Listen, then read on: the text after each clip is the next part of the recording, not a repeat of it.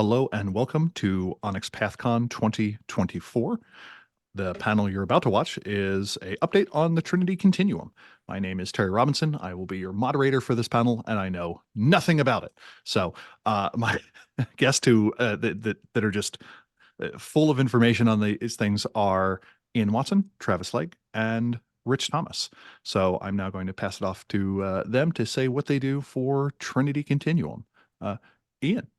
Hi, I'm Ian Watson. I'm the content lead for the Trinity Continuum. I'm the one who I sort of organize the entire 4,000 year plus timeline in my head and put those into books. I have described your job as the Michael and Denise Okuda of Trinity, and it's scary the number of people who understand what that means. Yes. How about you, Travis? I primarily a writer. I've done a bit of development, mostly on Aberrant and Aether supplements. I've got an Aberrant supplement in the hopper that I'm extremely proud of. The Hated and Feared. I've also written some fiction for the line with the Terrat novella, and had the distinct honor, pleasure, and joy of working with Ian to crack out the text of the Null Manifesto, which is definitely a high point in my career. Nice. And Rich, what is your current involvement in the Trinity Continuum? I'm still overseeing it, deciding what we're going to be doing next, what various incarnations of it we can work into the direction Onyx Path is going. Awesome. And for those of us who don't have exhaustive knowledge, because from what I understand, every time Ian sneezes, we get a new page on the wiki. So, Ian, could you, yeah, there's kind of two histories of Trinity. One is the in-world history, which is a little bit kind of beyond scope for us. The other one is the production history. And from what I understand, we are at a notable point in its timeline. Ian, you want to give us kind of a rundown of the history of the Continuum? Originally, there were 3 games published by White Wolf in 97, 99, and 2001. There was Aeon, which for a number of reasons was republished shortly after as Trinity. Then there was Aberrant, and then there was Adventure. Aeon Trinity was a science fiction, space opera sort of game. Aberrant was a game about superpowers, and Adventure was a pulp game set in the 1920s. And those were published for about 5 years in total, give or take. Yeah, I think the last book came out, Aberrant Underworld, 2002.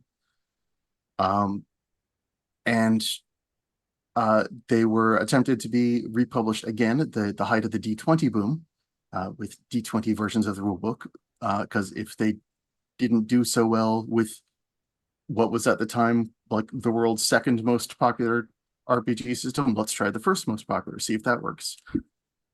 Didn't. But around 2011, Rich picked up the rights to the Trinity universe once CCP was divesting itself of its publishing arm. And then Onyx Path started, and he got in contact with me, and here we are. And now we have 8, now 9 game lines stretching across thousands of years, going chronologically, like in-world chronologically first. We have Aegis, which is our ancient Greek setting. We have Aether, which is 1895's steampunk War of the Worlds stuff. We have Adventure, which is our 1930s pulp game. We have the Trinity Continuum core rules, which is modern day action adventure, and Assassins, which is set at the same time period, but with a focus on assassins, John Wick, Hitman, that sort of thing. Then there's Aberrant, which is set in 2028 after a whole bunch of people erupt with the ability to control the world. They're dubbed superheroes. Then there's Anima, which is a cyberpunk lit RPG set in 2084. Then there's Aeon, which is the Mass Effect-ish sci-fi thing set in the 2120s. And now we have Trinity Continuum Steam Wars, which is our first game not set in the alpha timeline, based on a story by Larry Blamar. And Rich, I'll pass that on to you. That's delightful. Thank you. Yes.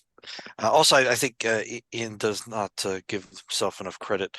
From the time that White Wolf ceased to publish it, and by the time until I contacted Ian, Ian's efforts to keep talking about and codifying a bunch of the what we're not calling the Trinity Continuum, but all the Aeon stuff was sort of a single person effort all through that time, holding the torch up in the darkness, as it were. And so naturally, when it came time to do it again, I reached out. Thank you, Rich. But beyond that, I don't know anyone who has as much of an encyclopedic knowledge of the world. So yeah, so in our What's Up with Onyx Path panel, we mentioned that we were the next Trinity Continuum book is going to be Trinity Continuum Steam Wars, which is a project that was created originally for comic books and for several other media by Larry Blamire. It is about a alternative universe where I think it's I don't want to be too specific about this. I'm going to say that if I remember correctly, it's about a World War I to World War II time zone, where they have discovered how to sufficiently modify coal so that it would provide enough power to via steam to allow the movement and the fighting of giant iron two-legged, sometimes four-legged vehicles that are called rigs that basically look like giant men walking around with various cannons and such attached to them and firing at each other. So steam-powered BattleTech, if you will. But we thought it was not only is it a fun concept and a fun alternative history sort of thing to try to figure out how did this thing actually happen, but it's also because Larry's already done so much work on it. There's some very intimate stories, very nicely told. You could say adventures, but really they're almost little biographical sketches of the various gunners and third mate coal shovelers and all kinds of stuff in there that is really provides a lot of really interesting human looks at what's going on then. Our job with Larry now is going to be fleshing the world out so that it's a consistent and fun place to role play in, and we'll be doing that in the months to the year to come. That's Matthew Dawkins and Monsieur Eddie Webb. So what makes it then a Trinity Continuum setting as opposed to just, say, licensing StoryPath or another system to run this? Well, it's mostly because one of the things we've talked about with the Continuum that we haven't really pushed very hard. You can make some things that some of the other 8 projects that Ian talked about, that some are a little bit off the tangent, off the main timeline, if you will. But we've been trying to get away from the timeline concept, which was so burned into first edition, to allow for exactly this sort of thing where you've got alternate or extra dimensions that come close. Maybe that's your reality, and then the next stage of its timeline as it moves into, what would Steam Wars Aberrant be like, or something like that. This is our first real opportunity to completely take something out of that, because it is very different than what you would expect for what we've done so far with the other 8 games. so I kind of see it as proof of concept that, yes, these are in fact a continuum, and there are some of these dimensional bubbles are way out there. I think Ian, did you actually quote something about from one of our books where it was called a tangent? Yes, tangent was sort of the term that we've been using for sort of the splinter timelines. Yeah. So yeah, and then people can pop in and enjoy it as itself. They can work with us, to link it to some other part of the continuum. You could have some of your characters from the Trinity Continuum go through one of the many, many ways you can go transdimensionally into that tangent and have a ball and then get back to whatever era you're in. Um, it's really, like I say, it's one of the things where we're going to be working to prove that yes, indeed, these things out here and these other things. I mean, because once we do that, I mean, it's a really only fait accompli that we do the hidden gorilla city world that we've all wanted to do. Right. Like we Who could doesn't easily love do that? Steam Wars as its own book, but doing it as part of the Trinity Continuum both serves Steam Wars and the Trinity Continuum. So Mhm. why not? Yeah. And if we and as much as I mean, Larry's incredible talent, amazing director and filmmaker, as well as painter and illustrator. If you've seen that they came from books. He did the covers for um, Beneath the Sea and the Cyclops Cave, plus tons of interior artwork and such. And as a writer, he's really, really good. So multi talented fellow, and a lot of fun to talk about. Talk with, I should say. Um, and so we're having a lot of fun collaborating on exactly how to flesh this out to become an RPG, and an RPG that's relevant for people who are playing the games today. You bring up the fleshing out process. One of the things that often has to take place when a fictional setting is turned into a role playing game is we need to figure out things like what does the equipment look like? What does food look like? What are cities? How are they arranged? What is the family unit like? Which you don't necessarily have to do in a game that just focuses on the heroic exploits of a small cluster of characters that are saving the free world against the mechanocracy or the space Nazis or whatever it is that you decide to have your antagonists. I Mhm. assume dinosaurs with pickle hobs or something like that. Um, what is that That would be converse? something. That would be Rich, I something. got an idea for a new book. Yeah. um, Pickle Hobosaurus Rex. Um, what is that conversation like? Because Onyx Path has worked with other license holders, most notably Paradox, and in those cases, uh, the staff was frequently already an expert in the materials, and it was just kind of a maybe a thumbs up, thumbs down process. This seems like it's much more collaborative Oh, and absolutely. interpersonal. What is it like both doing that and as a company developing that skill? Because that's now a new business toolbox that you have that could theoretically help you develop other IPs and develop other Mhm. projects. Well, I mean, this is not obviously the first time that Onyx Path has worked with a creator to bring their vision to a role playing game. Mhm. Um, I mean, Legend lore. that's Yeah. essentially what Pugmire is. Mhm. That is very much Eddie's creation, with a lot of input and a lot of collaboration with Onyx Path and with myself. Rose Bailey's the guys on Cavaliers of Mars. Mars. Thank you. I was saying Corsairs. I'm like, no, wait, that's Edgar Rice Burroughs. That's not right. They're on Um, Venus. Yeah. yeah, Rose, yeah, Rose has actually mentioned wanting to do Corsairs of Venus, so you're not far off. yeah. But so we work with that. We've dealt with some situations which are a lot more check mark. You send it to the company, they approve, they don't they don't approve, or they want changes, whatever, blah blah blah. And we've also worked with Michael Pucci and the Dystopia Rising Evolution game we put out based on Dystopia Rising. His and their game, and that was also at least in the beginning stages very collaborative. And once we started rolling and and people were comfortable with how we were handling it, then basically set the stuff they wanted to have set, and we just riffed off of that. This is the beginning of this whole process with Larry, and it's been fantastic so far.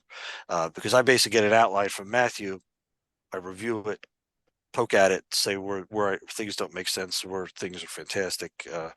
And part of the whole issue was, what is the pseudoscience that allows these giant behemoths to stride about all, steel clad and stuff? Scientifically, not something that's necessarily working for us here. What's the deal? And coming up with the idea that there's an actual advancement in some mineral science gives us enough of a okay, plausibility that that you won't just go, nah, it's never possible. The complicated process of turning coal into hand wavium. Yeah, that's something that Exactly. And yeah, and it's not in unobtainium, it's hand wavium. And Larry Blameyer's works often have a parodic quality to them, or are aware of the tropes of the genre that they are functioning in. Is that also the case with Steam Wars, or is this more, what kind of, I guess you could say, what tone are you going for with these? It's certainly not a they came from project, and that was Okay. one of our options. So Mhm. we also thought, well, maybe we do. Larry's connected with they came from for so much, and he's so funny. And he said, no, that's not what I'm working on here. That's not what that's not the kinds of stories that I've been telling with Steam Wars.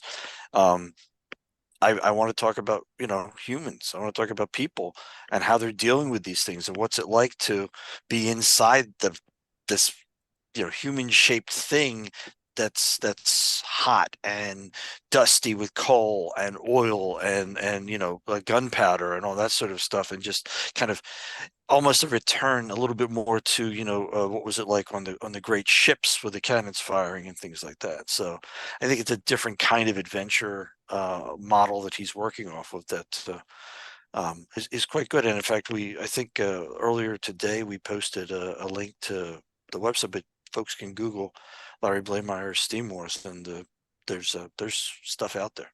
Yeah, I put that in the chat right when we started Oh, about cool. 10 minutes ago. I'm gonna go ahead So and if pin people that. want to check that I out, didn't catch it. yeah, one of the things I love most, it's such a simple thing, but one of the visual aspects, a lot of the rigs, the heads of them look like sort of Roman centurion helmets, Hmm. and the sort of the frill that goes up the top, that's like a There little it is. lookout post. Yeah. I love Yep. that imagery. I just think that's really cool. Yeah, and they're all different sizes. So you've got some where it's like two people sitting inside a head, and then there's other ones where there's like, as Ian said, someone's up on top of something, and there's still so much of this thing that we can't even see in the picture. Yeah, so it's going to give us a chance to really play around with scale for something, for like stuff that we haven't done as much before. The other thing about it is it also gives us a chance to experiment with the Trinity Continuum, using StoryPath Ultra as its system, as opposed to all the other ones that have been done with StoryPath. I think this is a chance for people who are Trinity Continuum fans to dip in and see how they feel about StoryPath Ultra in a Trinity Continuum sense. Again, not making big drastic changes to the stuff we've already done or the stuff that might even come up. We won't necessarily do another Trinity Continuum one and make it Ultra. This is just a really good opportunity to see that those two things in and how they work together. This is the And rule this- system they use in a different universe. Yeah. Yeah, exactly. There's a certain logic there. Yeah.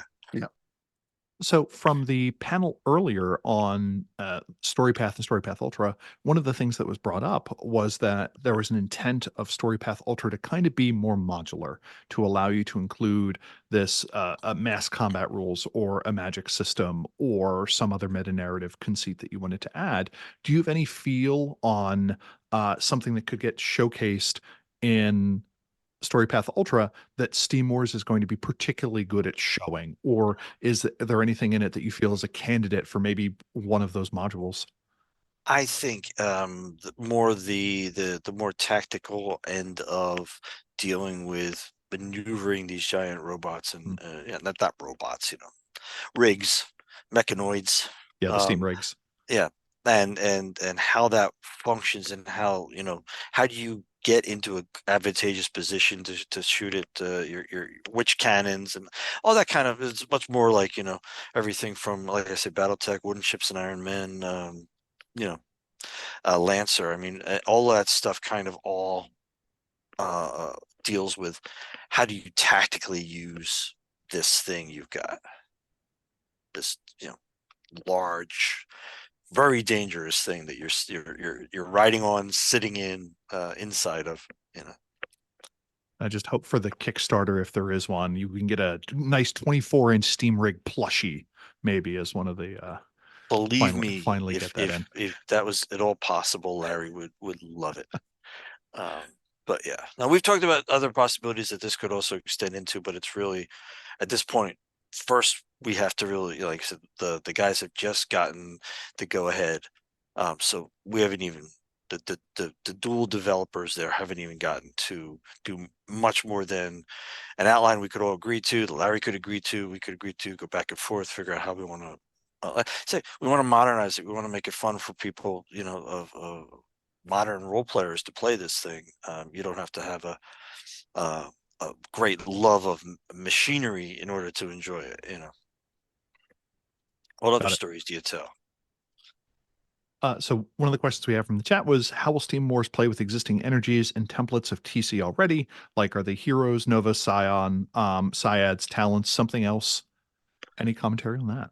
Well, I mean, one of the things we talked about was that really where you're getting your powers from, besides talent level, would be how are you interacting with the rigs. Right. So if you have a particular ability as a gunner, that might get to the level of, wow, it's almost like he knows where they're going to be before he's going to do it, or she's just always does headshots. Don't know how is that even possible. And I think that takes it a little bit. It's talent, but maybe it's a little bit more. We'll have to see exactly where the sweet spot for that is when we do it.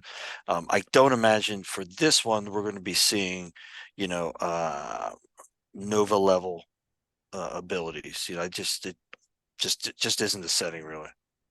We in the Aeon setting, we do have mechs called Vargs, vacuum Mhm. assault and reconnaissance gear, and the bio Vargs can be attuned to a Scion pilot, Mhm. and both the Scion and the Varg can sort of gain a power boost in that way.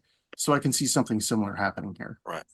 Yeah, I don't think the characters themselves wouldn't necessarily be like classified as super powered, but what their rigs can do and how they can get their rigs to do those things, I think could very well be. That's how we get up to I mean, it's a pretty scary thing if was like Pacific Rim, just those. We're in here, we're Rift. doing this thing, Yeah. yeah. Yeah, I imagine someone would wind up calling theirs a Jaeger. We have the first Gypsy Danger that's thinly veiled submitted, or that someone's resonant with Aura Calcum. Sorry, that's a different game. Sorry. All right. Enough giant robots wandering around. I guess any other comments on Steam Wars before we kind of start talking about all the panoply of works that Onyx Path has in process for the other Continuum settings? No, like I said, Mhm. to a large extent, we are very much at the, okay, we've gotten a place where we know we can build from this. Now we're going to go into the let's make this thing happen phase of it. So the writing would begin, and we would really be working at answering these sorts of questions that we all kind of have. We Mhm. think we're good, but the writing will tell us. And is this something that we'd be looking at in the next 12 months, or is this more distant than that? I mean, possibly, yeah, possibly we could potentially see some sort of crowdfunding in 2025, Got it. which scares the heck out of me. Yeah. 2025. 2025 is the future. We're not in the future yet. That can't happen now. I was gonna say I recall several like sci-fi TV shows that were set in 2025. Hey, we Hey, already made Plus Play Blunner. remember when the original Aberrant was set 10 years in the future in 2008? Yeah. Yeah, Pardon me, I need to go let my bones turn to dust. Yeah. But yeah. Yeah, you'll all get used to that. Yeah. Yeah, I'll get used to it. I remember when Sorcerer's Crusade was set in the future. Let's go out to Yeah. Odie's night. Really? Odie's like Motown? No, the No. 80s. Yeah. Mhm. Yeah. Motown is now classical. So I listen to say that on that. RPI. So let's let that stew for a little bit and see if anyone has any more questions on that we can come back to at the end. But I guess Travis, you haven't gotten to say much. Kind of what are the TC products that are in the works that you're kind of most excited to see come out? I am inordinately excited for Hated and Feared. What is that? Hated and Feared is our, I guess, outsiders and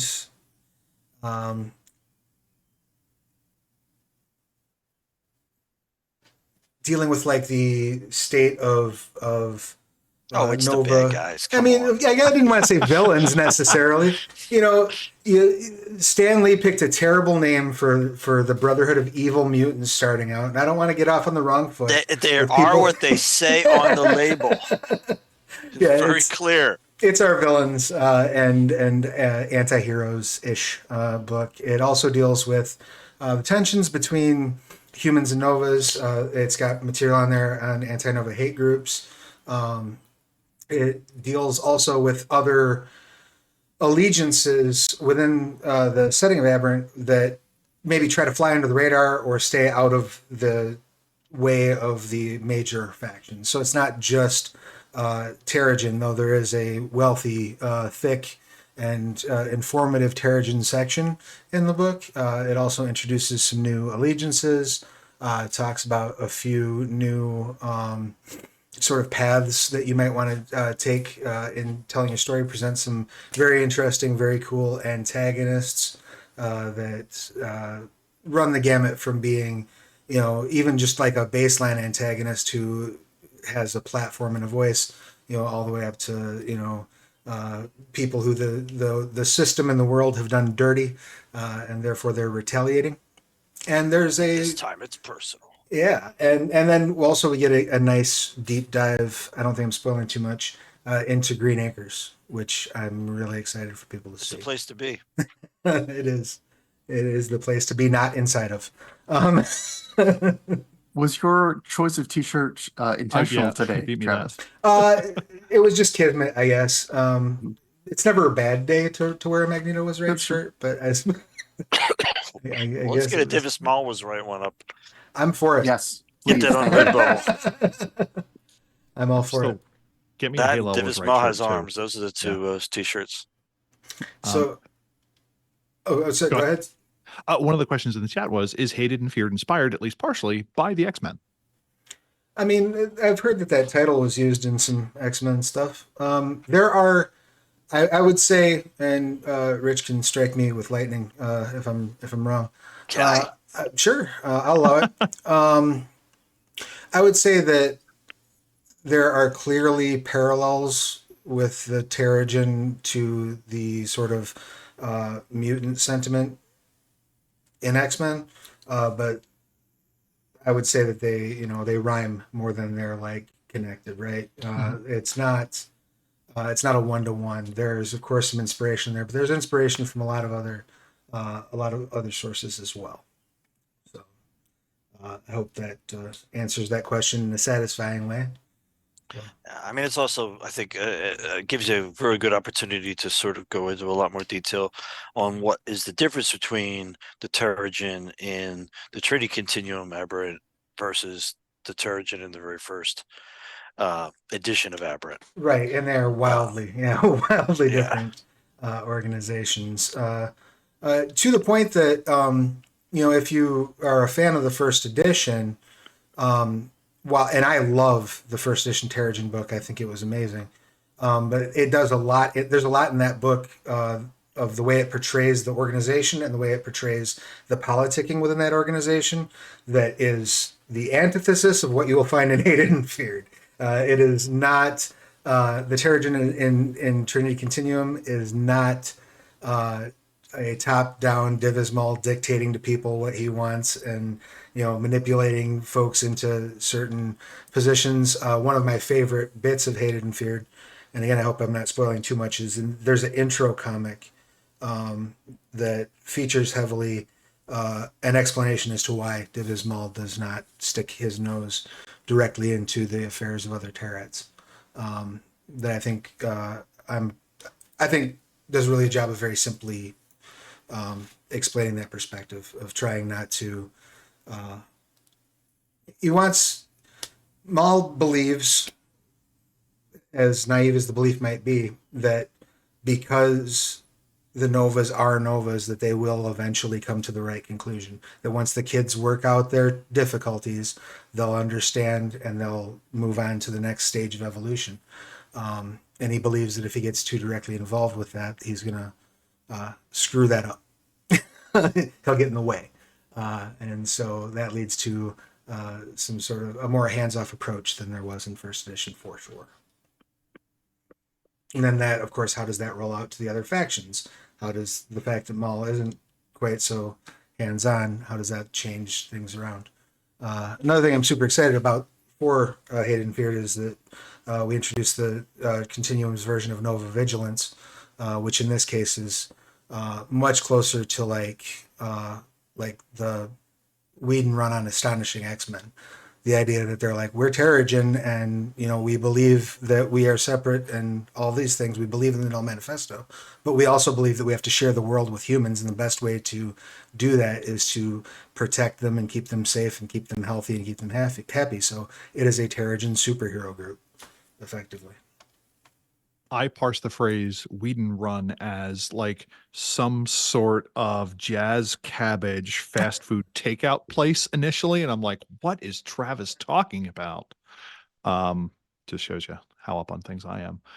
Rich, do you have a favorite book that is in the works that you're most excited to see out in the world? Well, I mean, I'm usually like in my mind a year or two ahead. Mhm. So I'm mostly working on Steam Wars and encouraging our folks to get all of the 3 books, the 4 books that we're still trying to get to market with in the Aberrant universe. But actually, Hated and Feared is actually the one that I'm really interested in seeing how they have taken that and run with it. The others are okay. They're obviously valid points and valid parts of the whole Aberrant universe, and important parts for if you want to play in the not villainous, but certainly not particularly nice aspects that some of the more sneaky based stuff is. Which one is that, Travis? That's So there's Best There Is, I believe. Ian can correct me if I'm wrong. but what you do isn't very nice. Right. And then there's With Great Power. Right. And if I recall properly, And- Best There Is more of the like anti-hero / mercenary, Right. and Great Power is more like superhero teams and Team Tomorrow. also like Municipal Defender.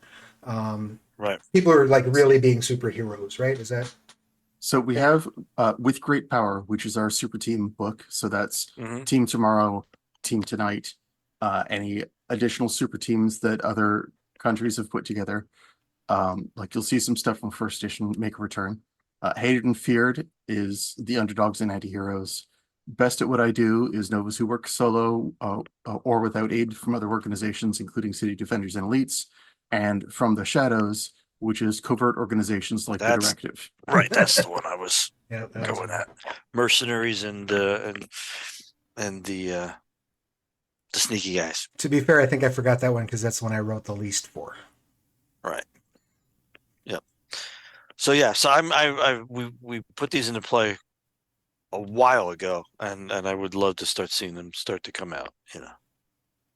I was waiting for you to accidentally like name drop one we didn't even know about, like the sentient animal game, like Trinity Aesop or Trinity Anabaptist or something like that. So glad that's not the case. No, but because we really right now we have so many projects from things like this for Aberrant where we activated. Let's go. We want to tell more about this world. And then we have all the ones that are still coming out from the various Kickstarters with the stretch goals and things like that. That it's a still a full slate of projects. Aegis isn't out yet. Aether isn't out yet. Most of like only the core rulebook for Anima is out yet, basically. So like we've got a lot of stuff on the plate. The Trinity Continuum Player's Guide. Right. Can't forget that one. So yeah, there's a lot of stuff and a lot of like Kickstarter projects that we need to focus on before, we're going to start looking at new things again. Steam Wars aside. Got it. Ian, of the ones that are in process, is there one or two that you are most looking forward to see hitting the drive-through, as it were? Now, Travis mentioned that he and I worked on the Null Manifesto for Hated and Feared, and that appears in the back of the Terrat novella as well. And that was a lot of fun digging into Divismal's sort of psyche, trying to figure out not just what he wants, but how he's going to deliver that message. Like there's a lot going on in between the lines. There's a lot of stuff that speech has to accomplish, both in world and from a production standpoint. So that was really fun to work with. And I guess the Aegis Atlas, I think it is, which is going to, well, there's not Aegis. Sorry, I'm thinking of Aether. Yeah, I'm thinking of Aether Aether. Atlas? I mixed them up because they're both. I can't even say Aether Atlas with. They're both AE words that have 5 letters, so those are two I mix up a lot.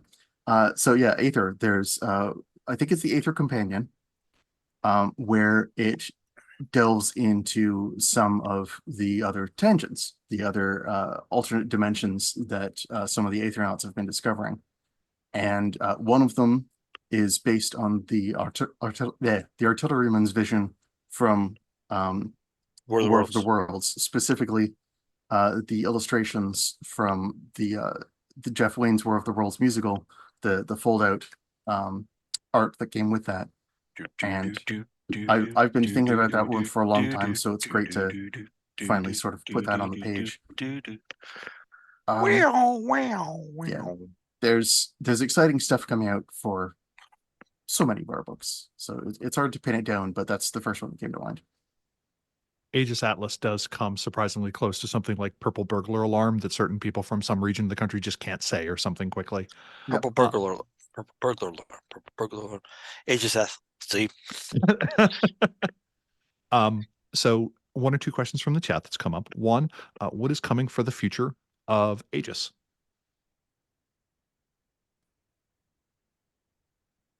Ian, you're muted. All of the game lines are in the future of Aegis. I don't know what you're talking about. Everything we've just talked about, and then some. Makes sense. Let me go check the. And let's see. Is it talking about outside of the stretch goals or the stretch goal projects we're currently working on? Well, the stretch goals are, of course, the screen, the Aegis Atlas, wallpaper, a token pack. Outside of that, we haven't made any announcements. Got it. And are there some Aeon books still coming to what is referred to in quotes as space game line? I'm not entirely sure what that means. I assume that's just Aeon itself? Yeah, I'm assuming that's a way of saying more space focused things. I think we have a Story Path Tasty Bit coming out. I think it's set for August for Aeon. And if I may, we just dropped in recent memory to what I find to be amazing tasty bits for Aeon. One of them was February, one was May. One of them I wrote, so I mean, of course I love it. Of course, that was the best one. The best one. Clearly. But no, the mass combat and then the spaceships one. And that spaceships one, I might go so far as to say it's the best tasty bit we've ever done. Like it's in terms of like utility at the table, that thing is so good. Dividends and dividends and dividends of you'll get hours and hours and hours of use out of it. Sorry to cut in the end, but I just want to make that point. By all means. Good answer. Well, thank you. So we're definitely not doing things for Aeon if that was in fact what they were asking for. But until we get caught up a little bit better on the other projects, which still have a lot of projects in process, we don't want to start piling more things onto the earlier lines, which have a good bulk of stuff. So we're using the tasty bits to provide those bits that we think would enhance, like spaceships, like mass combat, the experience of playing Aeon. And then once we get a few more of these things out and rolling and to market, as they say, then we can take a look back and say, okay, now what are we going to do? Is there anything you've kind of learned about the production process from just doing so many titles? Like if there were something that current Rich could reach back and say, hey, before you start 271 game lines, keep this in mind. So every company is different, and every how they function is different. We could have done fewer game lines, but then maybe we wouldn't have been able to survive for 13 years. Mhm. And it is our 13th year of doing all this. It's wonderful. It's fantastic. We can be talking about what we'll be doing now, what we're going to be doing in 2025, and we can manage to do that. It's a really tiny, awful little business, to be honest. The role playing game publishing is has a lot of rewards, and it's amazingly creative, but the ability to get just exactly what you need at any given moment is a lot of trade-offs, and sometimes those trade-offs are we're going to have to sit on some things for a little while longer than we wanted to because X, Y, or Z has to happen first. So yeah, you're constantly making little arrangements for those sorts of things, and so I don't really spend a lot of time looking back on it going, oh, if only I'd done that, because Mm. I could do that with like just about any decision. Yeah. It doesn't actually get us moving forward better if I'm sitting there going, oh, I can't believe I did that. And if I can piggyback on that and just say, call to attention, I believe that's 13 years of a release every Wednesday, if I'm not mistaken, correct? Close to it. I mean, Yeah. in the first year or so, I don't think we were just hitting every single Wednesday with a release, but Yeah. In fact, we I got think it. it was We got it to work. I think it was a couple of years before we actually settled on Wednesday. We did a release about every week, but it wasn't always Maybe, consistent. yeah. Yeah. But you can't put out that volume of material while you're looking over your shoulder thinking Yeah. about the last Right. 10 things you did, you know? Yeah. Somewhere there's some tangent where Rich is just still working for White Wolf magazine. Well, that would be a great tangent. If we could go to that I'd tangent, still, yeah. if I'm still working with Stewick, that would be wonderful. That would be. But That would be wonderful. If you can go to that tangent and get White Wolf issues 1 through 5 and bring a couple back, that would be great because those are the only ones I'm missing. oh, But talking with Mark Diaz Truman, the CEO of Magpie, he talked about how, as the CEO, he thought his job was going to be to come up with these amazing game ideas. But then he quickly realized my goal is to keep everything moving and to keep everyone else doing their creative work so I can make sure that there's enough business that we can Mhm. all afford to go to the doctor when we get sick. So the human considerations of operating a game company quickly are can swamp the Yep. creative considerations and the ability to do both. Rarer than a good storyteller is a good writer. Rarer than a good writer is a good CEO. So Well, make no getting into claims in balancing that those area things. myself. We just managed to That's what keep I'm going. here We for. just keep going. Citation needed. Keep the balls in the air. Yeah. Speaking of balls in the air, one of the questions was, with Trinity Continuum Battlegrounds miniatures in progress by a third party, is there a skirmish game or war game on the horizon? Oh, that's why we licensed it. Yeah. Yeah, Battlegrounds. Yeah. So again, we've played around with ideas over the years of branching into different areas. My experience has been that what a company and a group of very dedicated, very creative people do in what they're doing does not necessarily transfer ports over to another kind of thing. And that was one of the many mistakes I can look back on with White Wolf. Was the idea that that the same people who could do really, really good role playing game books could do trading card games. Hmm. It's not that some of them couldn't. Obviously, a bunch of them could because we did some nice games, but the skill sets and the focus and the emphasis on what you need to do, how and when, can be very, very different. So doing board games and doing skirmish games and stuff like that is a whole nother kettle of fish from what Onyx Path is set up to do.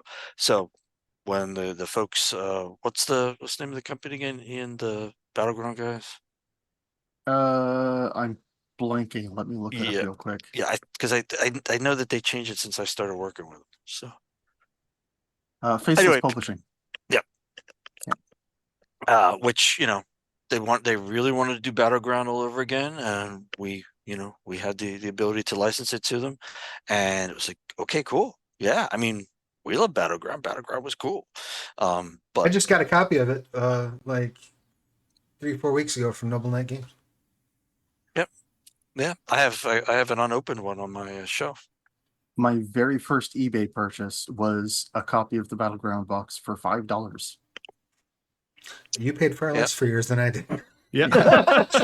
Yeah, I think the one that I played with and everything, I actually did paint some of them. So, but yeah, I mean, so we really liked it. They wanted to do it. They were obviously huge fans, and it's like, you guys have a whole, so you know how you're going to do this then, right? Like, you've got a whole process, and they went through with us and was like, okay, well, that sounds good. Go ahead and do it.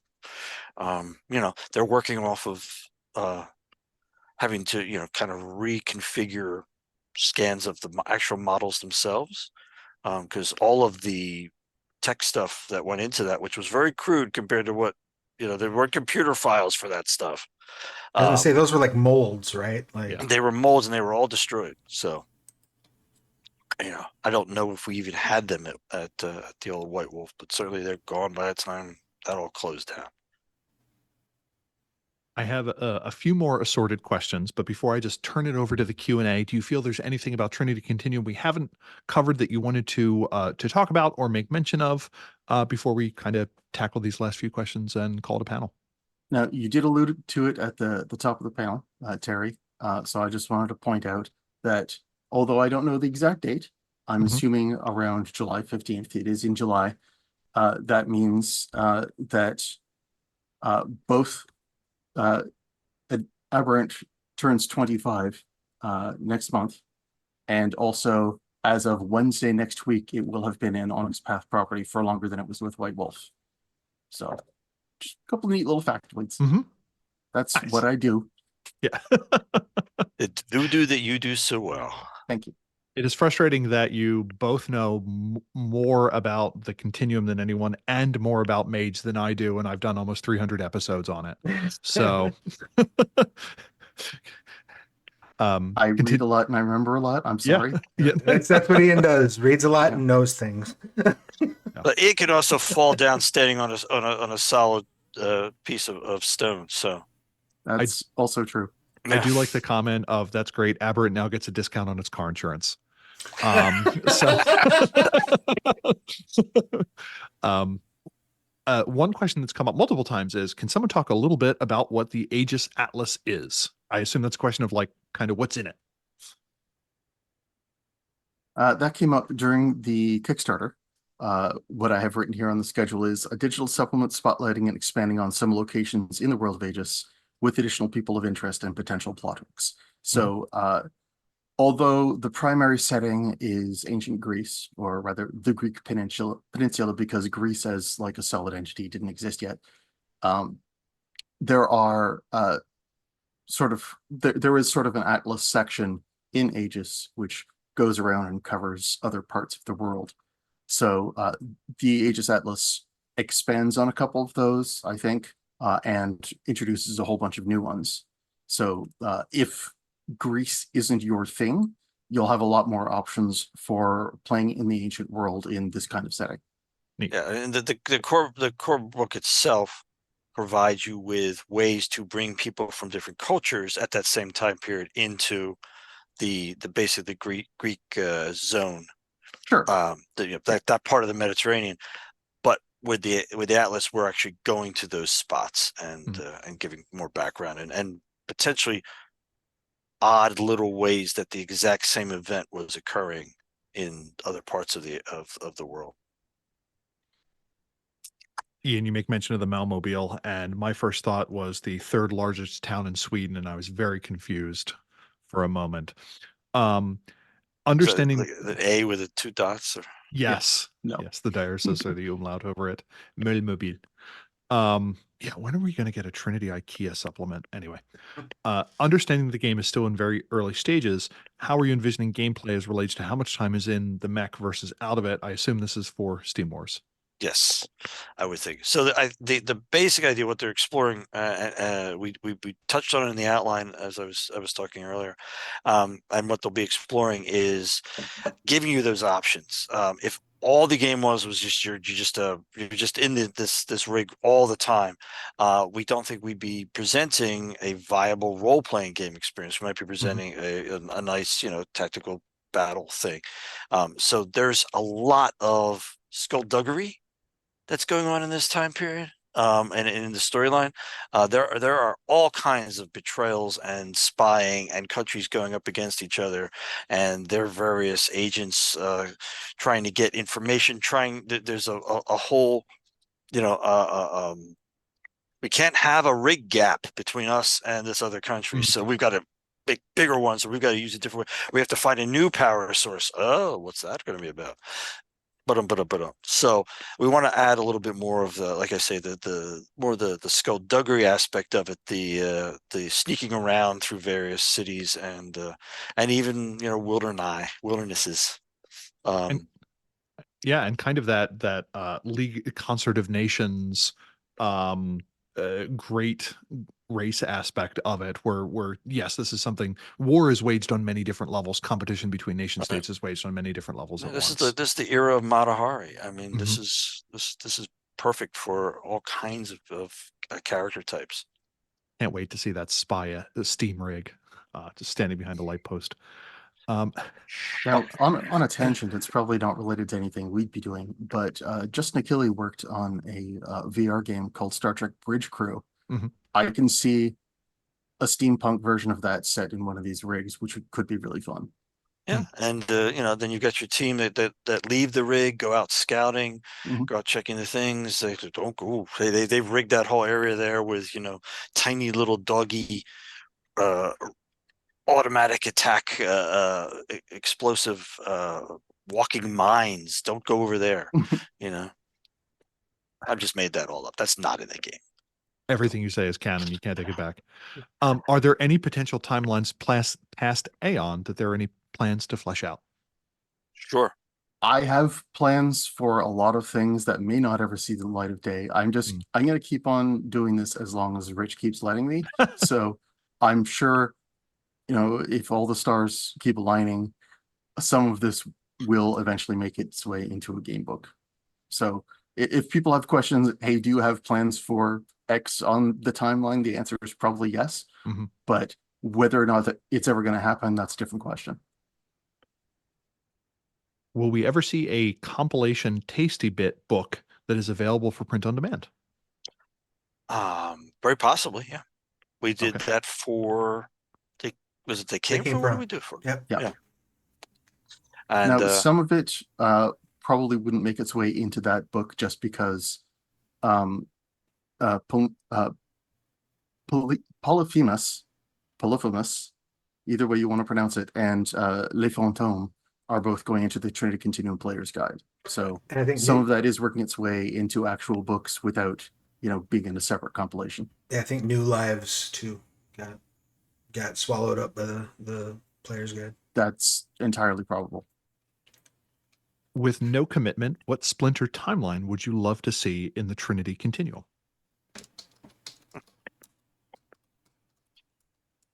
Ooh.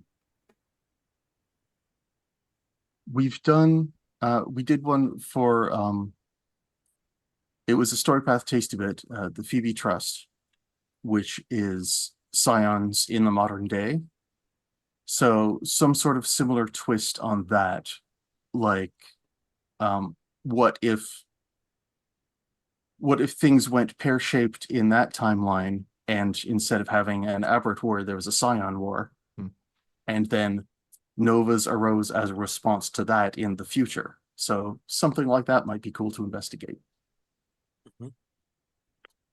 Yeah, for this. Not that I think would ever see the light of day, but um, I would love to see something where it was like kind of a almost Days of Future Past take on the Aberrant War. Somebody comes back uh, somehow through by hook or crook, manages to change events to eliminate the threat, the stopping and setting incident, so on and so forth. And what does that look like then? I think would be a lot of fun, personally.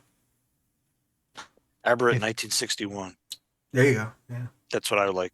I'd like to go back and do do the whatever they're calling it these days, Silver Age or Marvel Age or whatever. Hmm. Just from that kind of energy, that kind of four color energy, unironically, just go back and just enjoy the heck out of it. That would be super fun. Trinity Continuum Austin Powers. Well, that would be like Assassins, except Mhm. Yeah. The one that I always wanted to see in the Trinity Continuum somewhere is in the same way that assassins don't kind of stare directly at the source of their power. I would be curious to see a symbolist through surrealist French Commune art period piece where you are kind of this weird artist assassin collective in kind of an era of pre-war revolution. like something out of the Invisibles. I'm not familiar enough with it, but to know. But I always like the idea of there should. I want to see the space where like the surrealists, the symbolists, and basically everything after the pre-Raphaelites up until the modernists are somehow inflected by the power of the continuum. And what does art look like in that world? And what does that weird overlap of those two start to look like? What happens when Salvador Dali gains access to like light ether or something like that? And that starts manifesting something in the space of China Miéville's Last Days of New Paris or something like that. Sounds like his head was on Toulouse. Too loose, too loose. Well, I was touching a little bit on some of the things that Grant Morrison has done. Mhm. And I think it was Doom Patrol that had the salon that wasn't just art. They were trying to change reality via their art. Mhm. I mean, So that was what yeah. Andre Breton's mission was. That's what the goal of Montparnasse was. But that's a Right. case where my knowledge of Trinity is coming up short to figure out how necessarily that would fit in. There's We do have an allegiance called the Artisans of the Verse, which are Okay. art-based, so we could operate off that. Is that what you were going to say, Travis? It absolutely was. Yeah. And I'll if it's not too spoilery, you can see their bones in Hated and Feared. Got it. I think that's fair to say. They're an allegiance from Adventure, but you can definitely see their bones in Hated. But if you see a surrealist assassin organization appear somewhere on Storypath Nexus under an assumed name, it might be me. That's all I'm saying. Or it might be an anagram of me. Oh, Fair enough. Yeah. speaking of assassins, if I can usurp the panel Bobby for about Turson. 40 seconds, I did want to just bring to everybody's attention in case you missed it. Bloody Burrows over at Storypath Nexus is the tentpole release that we did for Assassins for New York City. It's got basically it's set up everything you need to run it is there, but it's also sort of full of hooks for other creators on the Nexus to make Assassins content focused in the tri-state area. So I did want to make a mention of that before I forgot. The And Storypath to- Nexus, for those who haven't heard of it, is our community content program for Storypath games, including the Trinity Continuum, and Assassins and Adventure just opened up. So for those of you who have been asking for like a Assassin supplement for Aberrant, go ahead and make it. Yeah. It's yours now. Now's the time. Two things we always try to point out in the course of our panels. One is if you are a Trinity Continuum fan, if you read something that meant something to you and you really want you just really love it, please go on drive through and give us a star. Give us a review would be fantastic too, but I know a lot of people don't have time or don't feel comfortable writing out a whole lot of stuff. even just a star rating would be fantastic. Those things do matter. The people do pay attention to that stuff, and it would really help the Trinity Continuum spread even further. So we can do game 10 and game 11 and game 12. And the other thing is, if you like a whole lot of different alternative dimensions and doing good within them, our good friends at the Bodhana Group's Kickstarter for Branch Riders is running right now, and that is all about individuals that go from various dimensions to help the people who are in those dimensions, and those settings are very interesting mashups of genres that I think have their own unique flavor and are a lot of fun. And the system's entirely unique, so it's very, very simple to pick up and play. Think of it, if you will, as the therapy continuum. You could do that. I don't think Jack would like that, but No, but probably. yes, the Bodhana Group is a group of therapists who have made their mission to use and teach people how to use gaming and tabletop gaming for therapeutic wellness, and they're gaming with intent. But their game is a very fun game. It just they wrote it because they know how to do that kind of stuff. And that kind of brings us to time. Any closing thoughts or comments that anyone wants to add? Thank you to everyone for all your support over these last 5, 13, 25 years, however long you've been involved. I really appreciate it, and I hope it continues. Couldn't do it without you. Thank you, folks.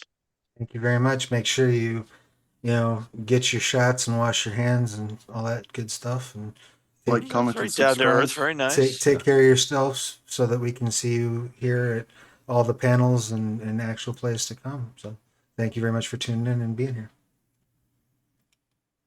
See you later, everybody. Hey, if you come back in about 30 minutes, you can find out how the sausage is made with getting the books into your hands. Neat.